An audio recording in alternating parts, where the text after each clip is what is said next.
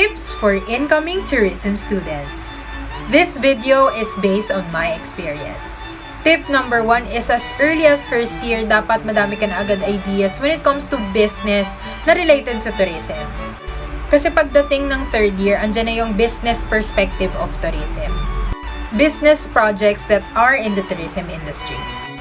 Pakita ko sa inyo yung ginawa namin ng second year to third year. Travel agency, theme park, hotel, beach/island, events, and restaurant. Yung iba doon ay paper or publication material or combine ng dalawa. Pero don't worry kasi by group naman yung mga yan. Second tip is be aware of the subjects that requires memorization.